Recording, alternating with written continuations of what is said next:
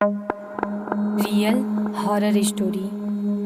अजीब थी वो लड़की जो एक आत्मा को दिल दे बैठी। दोस्तों, रामकलिया, जी हाँ, यही तो नाम था उस लड़की का।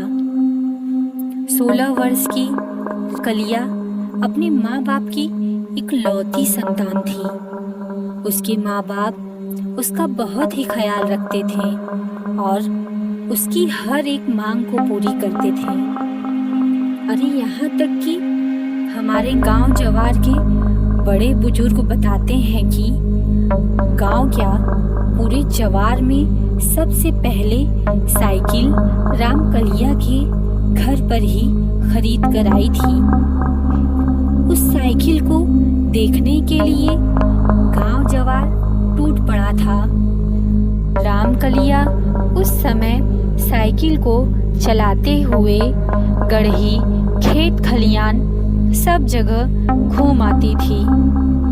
रामकलिया बहुत ही नटखट स्वभाव की थी और उसको जैसे मटर गश्ती करने की आदत सी हो गई थी। वह लड़कों के साथ कबड्डी, चिक्का आदि खेलने में भी आगे रहती थी। एक बार कबड्डी खेलते समय गलगुदही करने को लेकर झगड़ा हो गया और देखने वाले ये भी बताते हैं कि रामकलिया ने विपक्षी टीम के लड़कों को दौड़ा दौड़ा कर मारा था। किसी के दांत से तो किसी के हाथ से खून निकल रहा था, तो कोई चिल्लाते हुए अपने घर की ओर भाग रहा था। रामकलिया से उसके हम उम्र के लड़के पंगा लेना उचित नहीं समझते थे, क्योंकि उसके हम उम्र लड़के उसे उजड़ और झगड़ालू टाइप की लड़की मानते थे। कोई भी उसके मुंह लगना पसंद नहीं करता था। हाँ, यह बात अलग है कि सभी लड़के उससे डरते भी थे। दोस्तों, मई का महीना था। कड़ाके की गर्मी पड़ रही थी। रामकलिया खटाखट दोपहरिया में अपनी साइकिल उठाकर गांव से बाहर बागीचे की ओर चल दी। उसका बागीचा धोबरिया गढ़ी के किनारे था। इस बगीचे में आम और महुए के पेड़ों की अधिकता थी। यह बागीचा गांव से लगभग 1 किलोमीटर की दूरी पर था। बगीचे में पहुंचकर पहले तो रामकलिया खूब साइकिल हनहनाई, पूरे बागीचे में दौड़ाई और पसीने से तरबतर हो गई। उसके बागीचे के बीचों बीच एक मोटा आम का पेड़ था। रामकलिया ने अपनी साइकिल उस आम के पेड़ के नीचे खड़ी करके अपने दुपट्टे से अपना पसीना पोंछना चाहा, तो उसका दुपट्टा साइकिल में ही अटक गया। उसने दुपट्टा साइकिल से छुड़ाया और अपना पसीना पोंछने लगी। पसीना पोंछने के बाद पता नहीं रामकलिया को क्या सूझी कि वह उसी पेड़ के नीचे अपना दुपट्टा बिछाकर उसी पर लेट गई। बागीचे में लेटे लेटे ही रामकलिया का मन पंछी बनके उड़ने लगा। वह सोचने लगी कि उसके बाबूजी उसके लिए एक वर की तलाश कर रहे हैं। वह थोड़ा संकुचाई, थोड़ा मुस्काई और फिर सोचने लगी, एक दिन एक राजकुमार आएगा और उसे ब्याह कर अपने साथ ले जाएगा। पता नहीं वह कैसा होगा, कौन होगा, कहाँ का होगा। पता नहीं मैं उसके साथ खुश रह पाऊंगी कि नहीं। पर खैर, जो ईश्वर की मर्जी वही होगा। बाबूजी उसके लिए जैसा भी लड़का खोजेंगे वह उसी से शादी करके खुश रहेगी। उसे पक्का विश्वास था कि उसके बाबूजी उसकी शादी जरूर ही किसी धनवान घर में करेंगे, जहाँ उसकी सेवा के लिए कई नौकर चाकर आगे पीछे रहेंगे। अभी रामकलिया इन्हीं सब विचारों में खोई थी कि उसे ऐसा आभास हुआ कि उसके सिर की तरफ कोई बैठकर उसके बालों में उंगलियां फेर रहा है। रामकलिया के साथ ऐसा पहली बार नहीं हो रहा था, ये तो आए दिन की बात थी। बकरी, गाय चराने वाली लड़कियां या लड़के चुपके से उसके पीछे बैठकर उसके बालों में उंगली फेरते या सहलाते रहते थे और रामकलिया भी खुश होकर उन्हें थोड़ा बहुत अपना साइकिल चलाने के लिए दे देती थी। पर पता नहीं क्यों आज रामकलिया को यह आभास हो रहा था कि उंगली कुछ इस तरह से फिराई जा रही है कि कुछ अलग सा ही अनजाना आनंद का एहसास हो रहा है। ऐसा लग रहा है कि कोई बहुत प्रेम से उसके बालों को सहलाते हुए अपनी उंगलियां उसमें फेर रहा है। आज रामकलिया को एक अलग ही आनंद मिल रहा था, जिसमें उसने यौवन की खुमारी भी छिपी लग रही थी। उसके शरीर में एक हल्की सी गुदगुदी हो रही थी और उसे अंगड़ाई लेने की भी इच्छा हो रही थी, पर वह बिना शरीर हिलाए चुपचाप लेटी थी। उसे लगा कि अगर उठकर बैठ गई तो यह स्वर्गीय आनंद का पता नहीं दोबारा आनंद मिलेगा कि नहीं।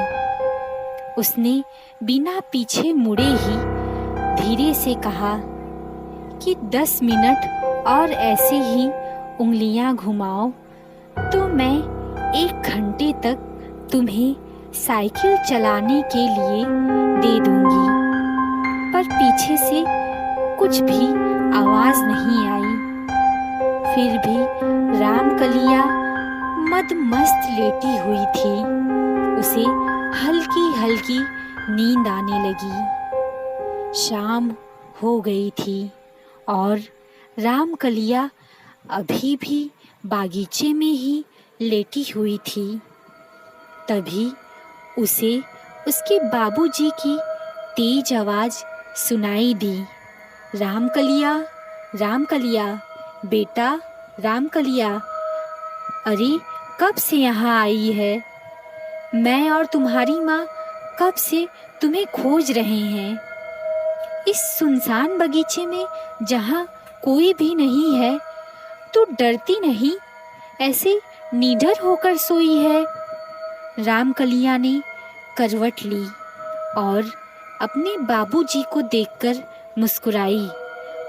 उसके बाबूजी उसे घर चलने के लिए कहकर घर की ओर चल दिए। रामकलिया उठी और साइकिल उठाई, लंगड़ी मारते हुए गांव की ओर चल पड़ी। उस रात पता नहीं क्या हुआ कि रामकलिया ठीक से सो न सकी। पूरी रात करवट बदलती रही। जब भी सोने की कोशिश करती, उसे बागीचे में घटी आज दोपहर की घटना याद आ जाती। वह बार बार अपने दिमाग पर जोर डालकर जानना चाहती थी कि आखिर कौन था वह। वह अब पछता रही थी।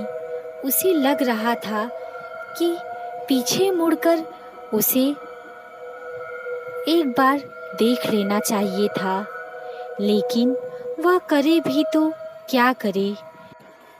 उस अनजान व्यक्ति के कोमल प्यार भरे स्पर्शों से उसे अचानक कब नींद आ गई कि उसे पता ही नहीं चला था।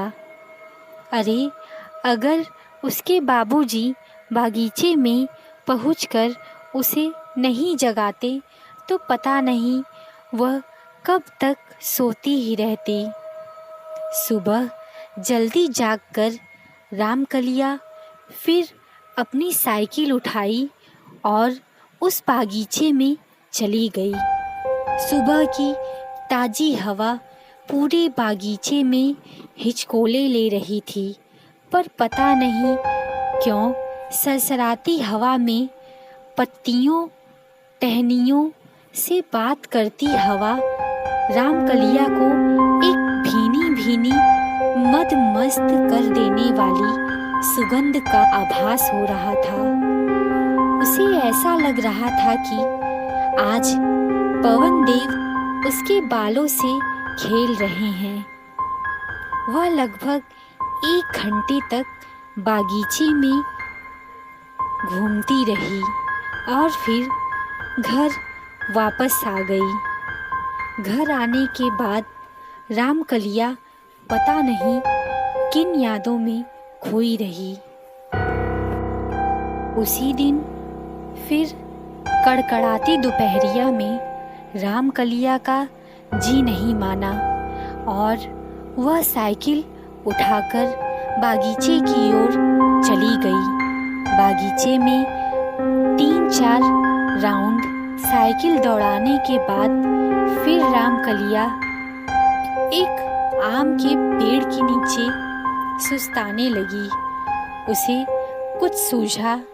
वह हल्की सी मुस्काई और अपने दुपट्टे को अपने सर के नीचे लगाकर सोने का नाटक करने लगी।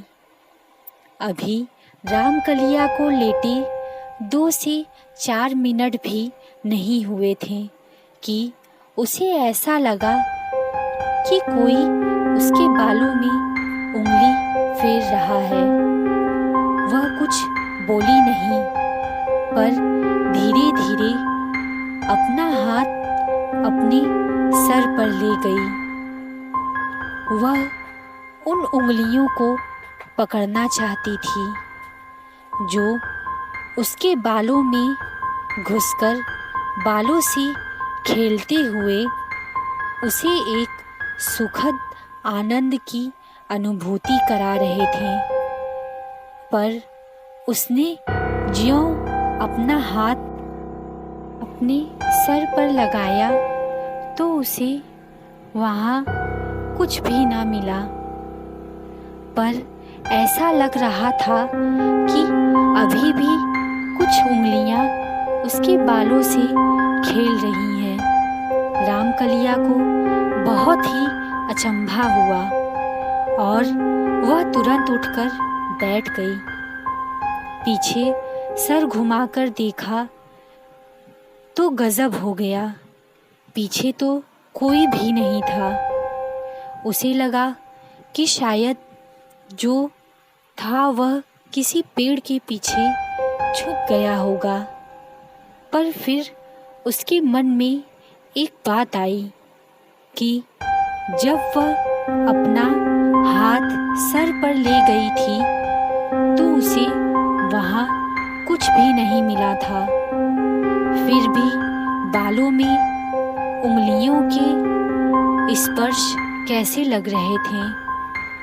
खैर, वह उठ खड़ी हुई और पेड़ के पीछे देखने चली गई, पर उसे वहाँ कुछ भी दिखाई नहीं दिया। फिर रामकलिया बगीचे के आगे पीछे आसपास दौड़ लगाने लगी, पर उसे कोई भी नहीं दिखा। फिर वह अपनी साइकिल के पास आई और तेजी से साइकिल चलाते हुए गांव की ओर भागी। उसे डर तो नहीं लग रहा था, पर कहीं न कहीं एक रोमांचित अवस्था जरूर बन गई थी, जिससे उसके रोंगटे खड़े हो गए थे।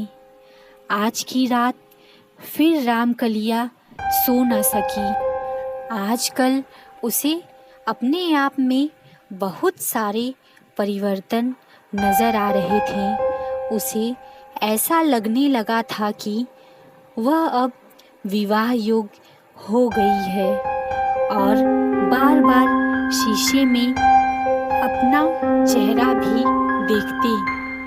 अब उसमें थोड़ा शर्माने का गुण भी आ गया है। बिना बात के ही कुछ याद करके उसके चेहरे पर एक हल्की सी मुस्कान फैल जाती।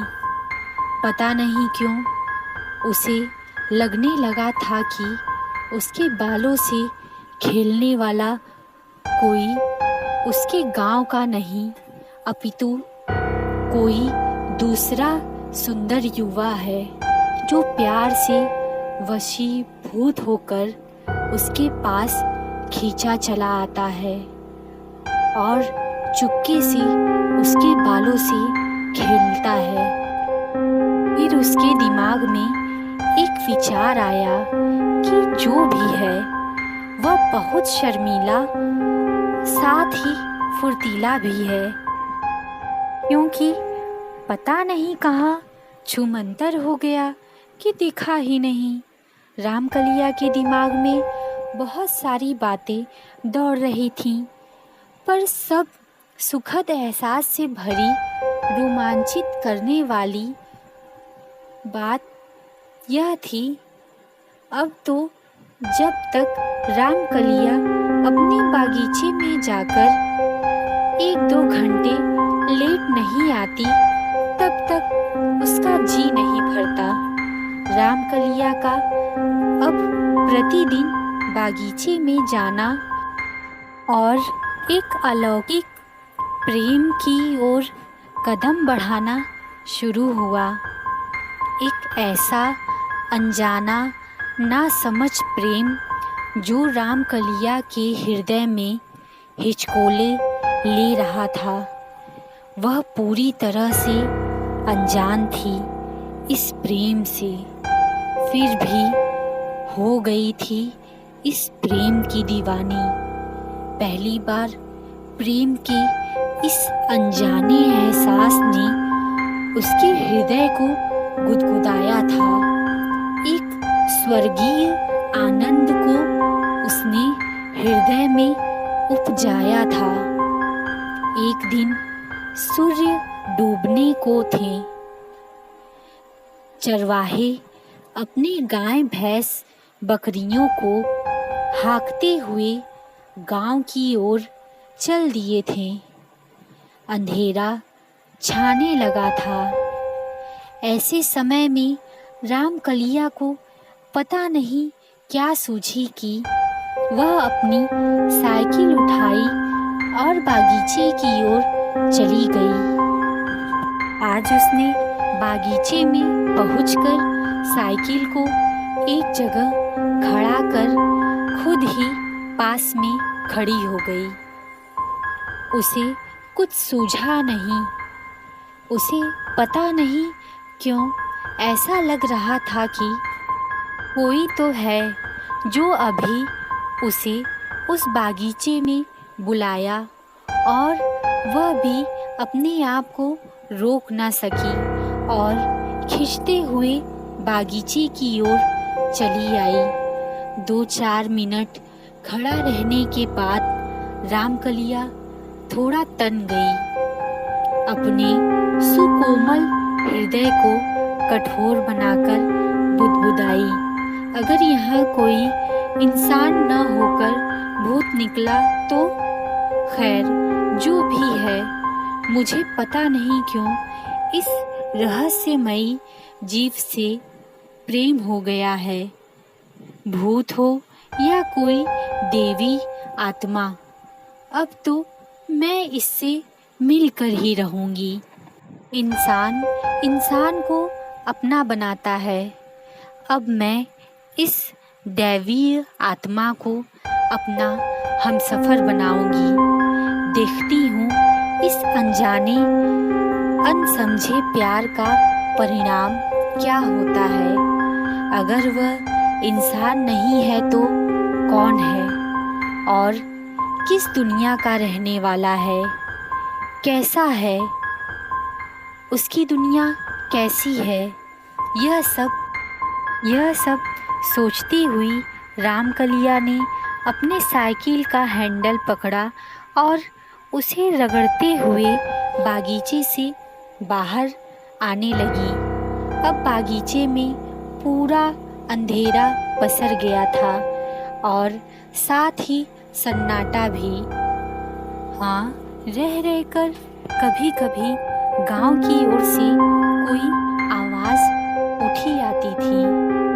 रात को रामकलिया अपने कमरे में बिस्तर पर करवटें बदल रही थी।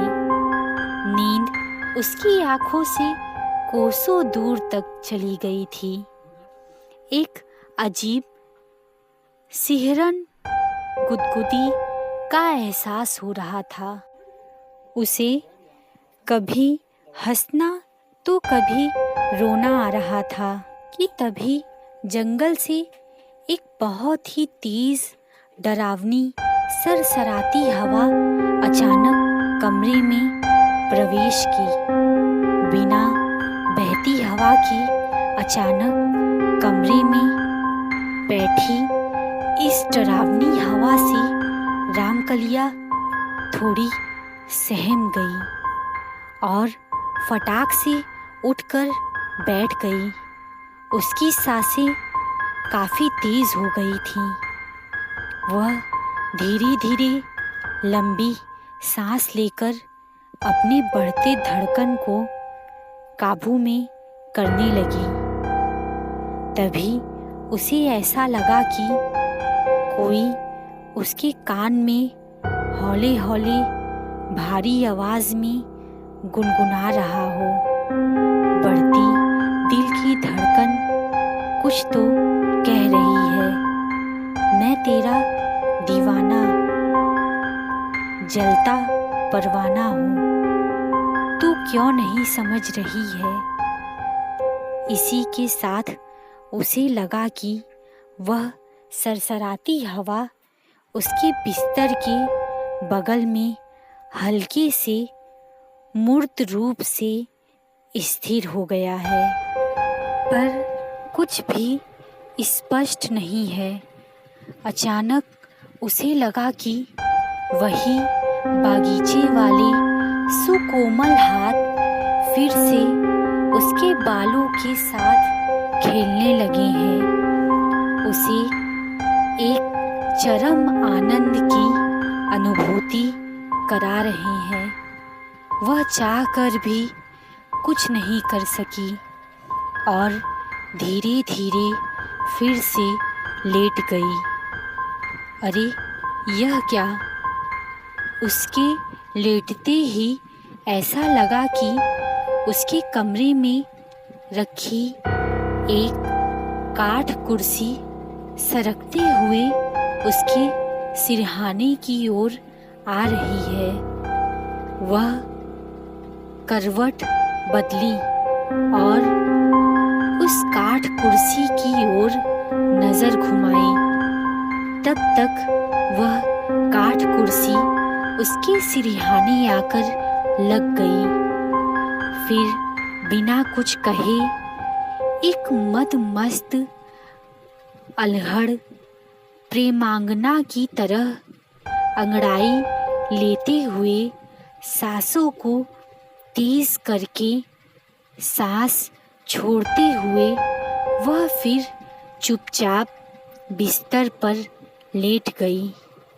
उसके लेटते ही वह सुकोमल हाथ फिर से उसके बालों से खेलने लगे। वह एक कल्पित दुनिया की सैर कर रही थी। यह कल्पित दुनिया अलौकिक थी। इस दुनिया की इकलौती राजकुमारी रामकलिया ही थी, जिसे एक अपने सेवक से ही प्रेम हो गया था। वह इस कल्पित दुनिया में आनंदित होकर विचरण कर रही थी। अचानक रामकलिया को इस कल्पित दुनिया से बाहर आना पड़ा, क्योंकि उसे लगा कि कोई उसका सिर पकड़कर जोर जोर से हिला रहा है, यानी जगाने की कोशिश कर रहा हो। रामकलिया को लगा कि कहीं यह भी स्वप्न ही तो नहीं है, पर वह तो जगी हुई थी। वह उठकर बैठ गई। फिर उस कमरे में शुरू हुई एक ऐसी कहानी जो रामकलिया को उसके पिछले जन्म में लेकर चली गई। रामकलिया बिस्तर पर सावधान की मुद्रा में बैठी हुई थी। काठ कुर्सी पर मूर्त रूप में, पर पूरी तरह से अस्वस्थ हवा का रूप विराजमान था, और वह एक मर्दानी भरी आवाज़ सुनाई दे रही थी। वह आवाज़ कह रही थी, रामकलिया, तू सिर्फ मेरी है। मैं पिछले 2-3 जन्मों से तुझसे प्रेम करता आ रहा हूँ। मैंने हर जन्म में तुझे अपनाने के लिए कुछ न कुछ गलत कदम उठाया है, पर इस जन्म में मैं तुझे सच्चाई से पाना चाहता हूँ। वह आवाज़ आगे बोली, याद है तुझे, पिछले जन्म में भी मैं तुझे ऐसे ही बहुत प्रेम करता था, पर तू मेरे प्रेम को समझ न सकी, और मैं भी बावला पागल तुझे पेड़ से धक्का दे दिया था। तू गांव की गोरी थी और मैं एक भेड़िहार का लड़का था। तेरा नाम रमेसार था। मैं तुझे अपना बनाना चाहता था, पर तेरे पिता के मना करने पर मैंने आत्महत्या करके अपनी जान ले ली थी और प्रेत बन गया था। बाद में वही प्रेत रमेसार को ओल्हा पाती खेलने के समय धक्का दे दिया था, और वही रामेसार अब रामकलिया के रूप में फिर से पैदा हुई है। उस परमात्मा का बहुत आभार है। मैं वही हूँ, पर अब बदल गया हूँ। भले ही मैं एक आत्मा हूँ, एक प्रेत हूँ, पर अब मैं अपनी प्रियतमा का कोई अहित नहीं करूँगा, और अब उसे नफरत से नहीं बल्कि प्रेम से जीतूँगा। उस हवा रूपी आवाज़ की बात सुनकर रामकलिया एक पागल प्रेमी की तरह उठकर उस कुर्सी पर विराजमान मूर्त पर स्पष्ट हवा से लिपट गई। वह सिसक सिसक कर कहने लगी, तू जो भी हो, पर मेरी प्रियतमा, मैं अब तेरे बिना जी नहीं सकती। तू अब देर न कर, अभी मेरी मांग में सिंदूर भर और मुझे अपना बना ले। मुझे सदा सदा के लिए अपने साथ ले चल। इतना कहने के बाद रामकलिया को पता नहीं अचानक क्या हुआ कि वह बिस्तर पर गिर गई। सुबह सुबह रामकलिया के माता पिता रामकलिया का दरवाज़ा पीटे जा रहे थे, पर वह उठने का नाम नहीं ले रही है।